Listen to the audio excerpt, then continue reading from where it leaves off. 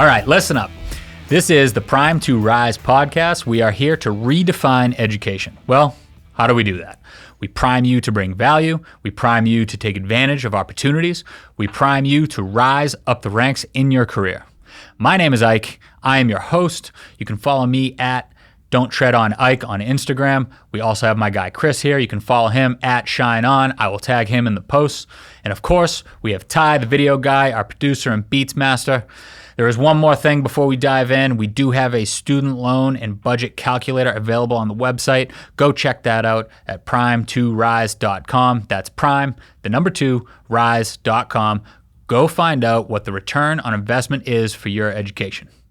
So, I want to take an opportunity to talk about something specific in the construction and design industry, architecture, construction, engineering, and really I think it might apply to tedious paperwork in general, right? I want to talk about submittals. So anybody that's in the industry, you might think I'm crazy, but I'm going to get you freaking jacked up about submittals right now, right? So like, how are you going to get people jacked up about submittals? A lot of people look at submittals as bitch work, right? Bitch work, tedious paperwork, the type of thing that you do at an entry-level job. Every job has it, right? And most people, when they come out, their first objective is to get out of the weeds of the bitch work, right? Get out of the weeds of that tedious paperwork. So submittals specifically, why do people hate them? Well, I guess what is a submittal? First of all, right? So Chris is not in the construction industry. We're going to give him a little education right now on what a submittal actually is. So what a submittal is you look around this room, right? If I'm a general contractor or any kind of contractor, I have to get some product info about this table, about this microphone, about the lights, and I have to send it to the architect or the engineer, the design team, right? And they have to approve it before I can bring it on site and install it. Every screw, every piece of drywall, literally anything that physically comes to the site and gets installed, I have to get the design team's okay, right? So on the construction side, you typically have an entry-level person collecting that stuff from subcontractors. If you're a subcontractor, you have them reaching out to manufacturers or supply houses. And then if you're an architect or an engineer, oftentimes you have a younger team member reviewing those things because they're all coming in and you'll just say, hey, just go look at my drawings and specs and make sure that they're providing what I asked for, right? And just let me know if you find anything different, right? So why do people hate them? People hate them because just like anything tedious, takes up a ton of time, right? The concept isn't difficult, right? You feel like a monkey could do it, and you feel like you're above a monkey, right? And especially if you went to college and you paid, $160,000 for a construction management degree at a state school, or even more at some schools, then it's like, dude, I didn't go get educated to do this bitch work, right? To get me out of this hole, okay? But there is a tremendous opportunity there, right? And as I go through this is going to be like a crescendo. This is going to be like our high school football knock down the wall speech. We're going to run out onto the field and we're going to crush it, right? So again, Ike, how are you going to do that with something as mundane as submittals? Well, I'm gonna fucking do it. Okay, so first opportunity, and again, Chris, what would be really cool is if you see a parallel in anything that you do as far as tedious paperwork, entry-level stuff.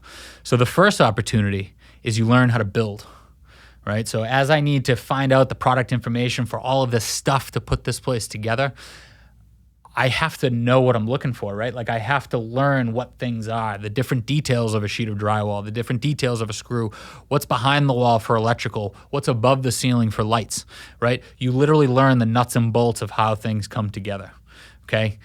Not really that sexy, right? But you can't move up the ranks if you don't know what the hell you're talking about.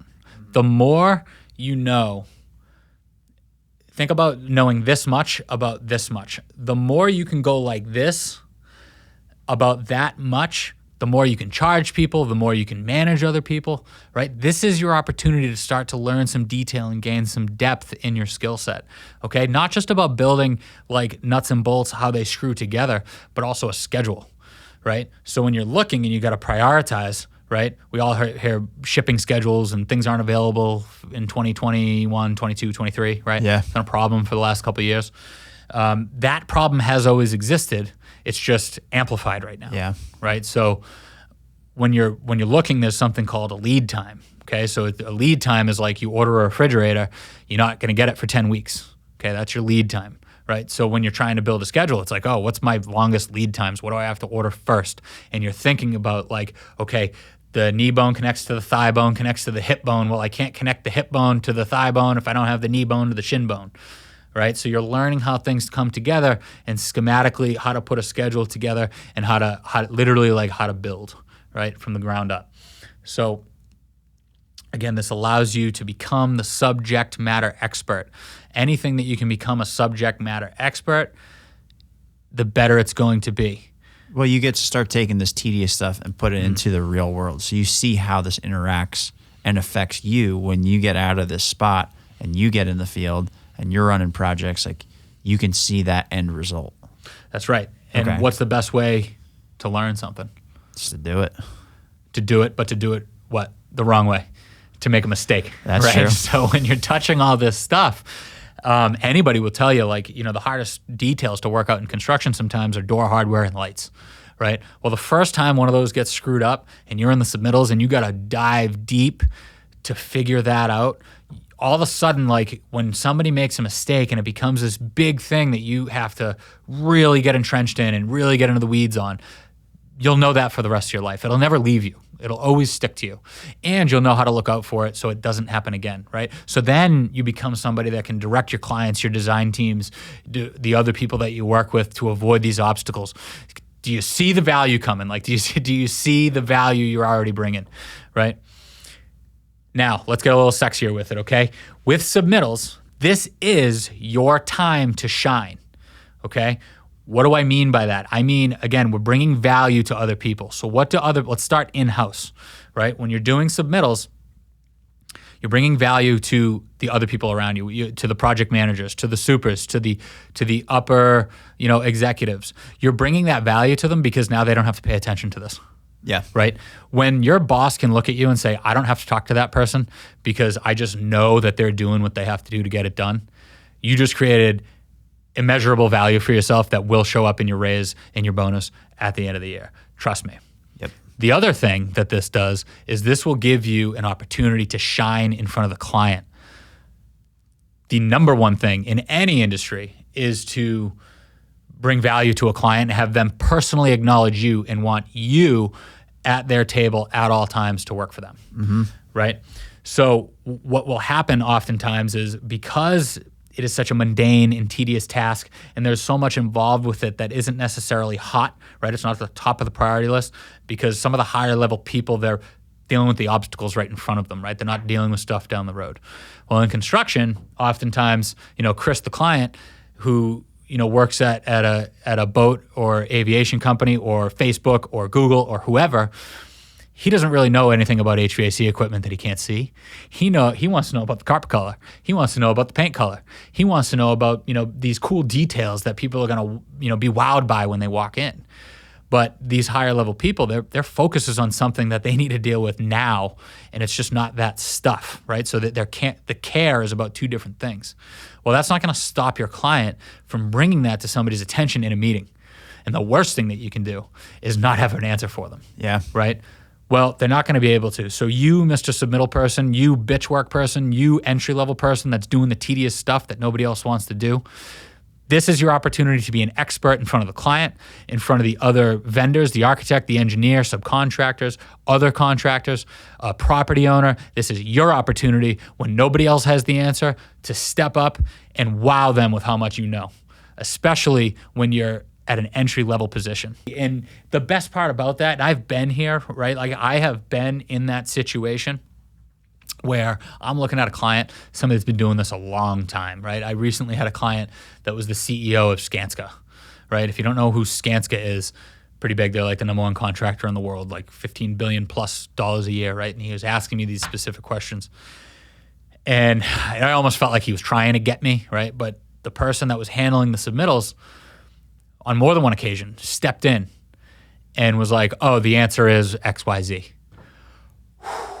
What a breath of fresh air. Holy shit, did I feel saved.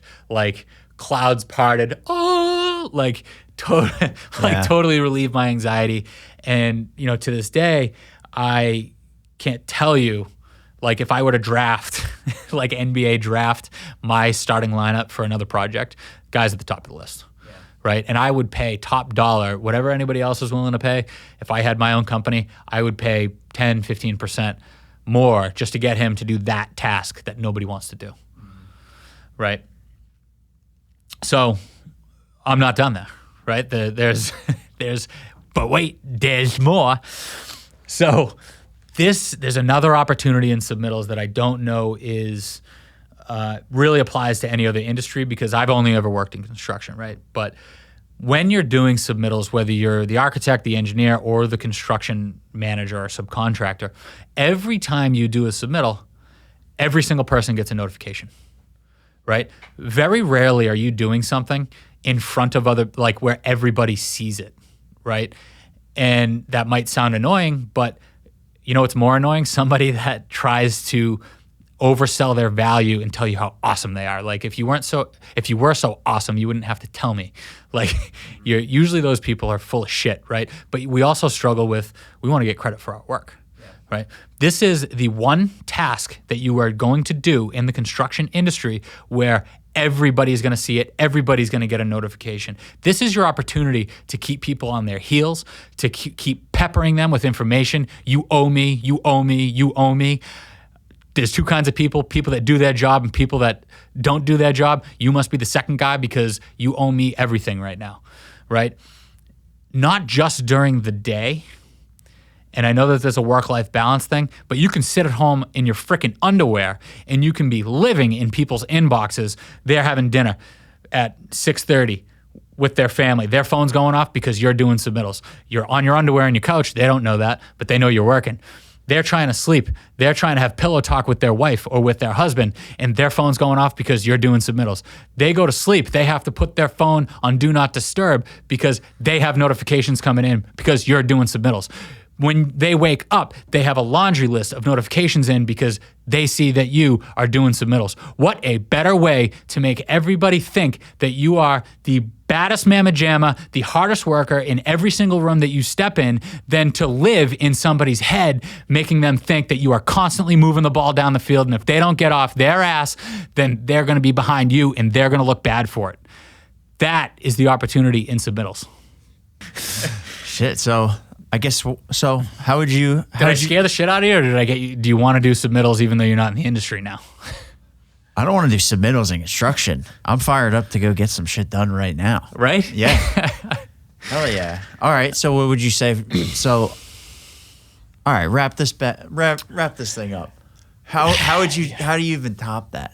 Well said, man. Well said. I don't know how you top it. All I know is that, listen, when people come out and they come into this industry, it's like a mad rush to get out of doing this task. Yeah. I can tell you as somebody that started out sweeping floors, I did my first submittal in 2004. Okay? Most people don't do their first submittal until after college, right? They're 24 years old. I did mine at 14.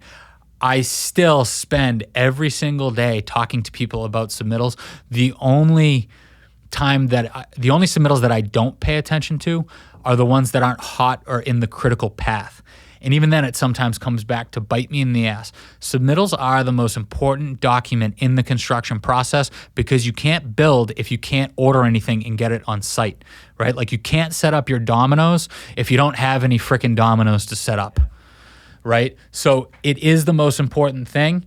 That's where you can that's your first opportunity to make that value. And the way that I find value in other people right now isn't necessarily in their knowledge to build. It isn't necessarily in their knowledge to manage situations.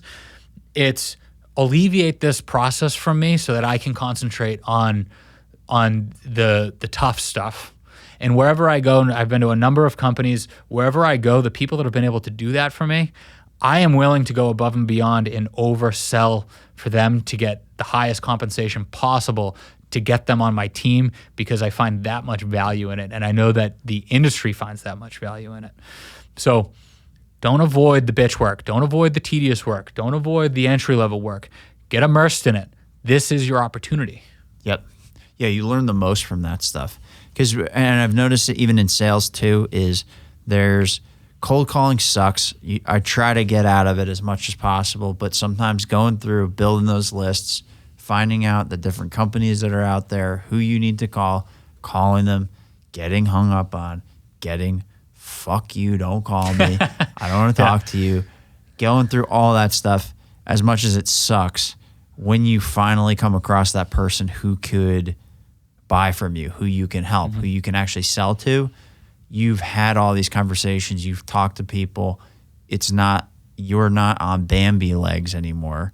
Yeah, I'm showing up with a bunch of fucking black eyes and knocked out teeth. This might not be the best conversation you've ever had, but if I catch you when you're interested, like, I've gone through that legwork and I can go back and I know what that's like. And I know what kind of the lay of the land in your area is like. And when I get a customer there, it's like, hey, we have a customer nearby. Like, do you have any of these kind of situations that are similar to them? Like, well, that one is kind of similar. Well, let's talk about it. And you can kind of dive into all of those. But if you don't go through that shit and like deal with getting kicked in the teeth and putting up with it, then when you get to the harder stuff, it's way harder. It makes the harder stuff easier too. And like you said, when the hard stuff gets hard, you have somewhere that you can go back to, point to, find out what was wrong, how to change it, how to fix it, and maybe even if you can't fix it on this time, you can fix it on the next time. That's more in sales. In construction, it's kind of like, you better find the fix. Well, I think you're right, though, because, like, again, the concentration is bringing value to other people. So you're navigating obstacles that you've already gone through, right? Yeah. And I want you to be careful, right? Like, when I say that you want to keep people owing you, right, and you want to live in people's minds, you want to live there as somebody that brings value that they want to keep up with, right? What you don't want to do is you don't want to make people look bad, right? The best way you can bring value to somebody is to keep them out of trouble, make their life easy, right? So it's not about like, oh, you're slowing me down. It's, hey, here's the hot ones. Can we sit down? Can we go through this? Here's why this is a benefit to you. You're selling them on what you're doing. You're selling them the value of what you're doing too, right? So it's a different kind of sale. But again, it always revolves around bringing value to other people. And the best way to do it is to get a black lip, get a black eye, get a fat lip, and roll through those things so that you can prevent that from happening to other people. 100%. Cool. All right, go to the website, loan calculator, budget, prime2rise.com. See you next time. Thanks.